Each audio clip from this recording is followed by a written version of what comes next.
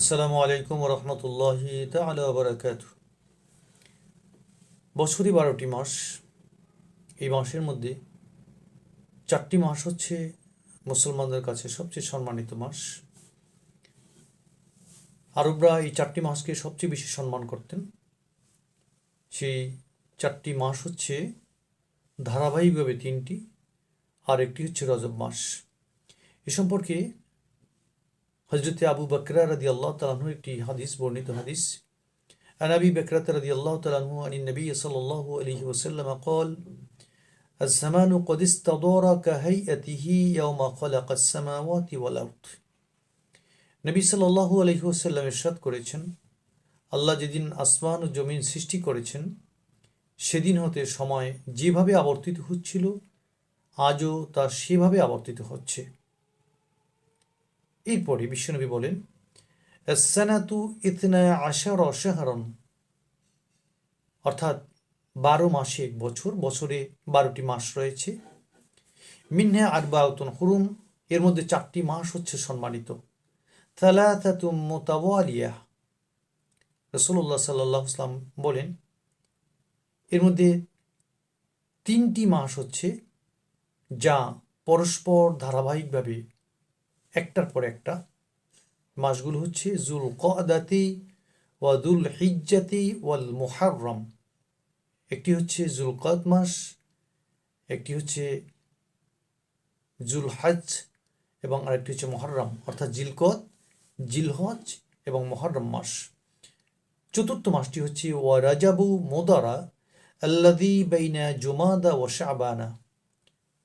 আর একটি মাস হলো রাজাবি মজার, অর্থাৎ যেটি জামাদিউসানি এবং শাবান মাসের মাঝে অবস্থিত। এখন এই রাজা বা মোদার কেন বল? মোজার একটা গোত্রের নাম, অর্থাৎ এই মোজার গোত্র এই রজব মাসকে সম্মান করত। সেজন্যই এই মোজার গোত্রের সাথে এই রজব মাসকে সম্পর্কিত করা হয়েছে। তো আমরা বছরের যে 4টি মাস আছে এর মধ্যে এই 4টি মাস আরবরা সম্মান করত, যুদ্ধ বিগ্রহ করতো না। কিন্তু যখন এই 4টি মাসের মধ্যে তারা কখনো কোনো যুদ্ধ বিগ্রহ করত বা যুদ্ধে লিপ্ত হতো, তখন সেই সময়টাকে বলা হতো যে কাজটি তাদের অন্যায়। যেমন আমরা জানি যে হারবুল ফিজার, অন্যায় যুদ্ধ, অন্যায় সমর, অর্থাৎ আরবরা এই পবিত্র মাসে যখন যুদ্ধে লিপ্ত ছিল তখন এই সময়টাকে বলা হয়েছে হারবুল ফিজার, অন্যায় যুদ্ধ। কেন অন্যায় যুদ্ধ? কেননা সম্মানিত মাসগুলোতে তারা যুদ্ধে লিপ্ত হয়েছিল।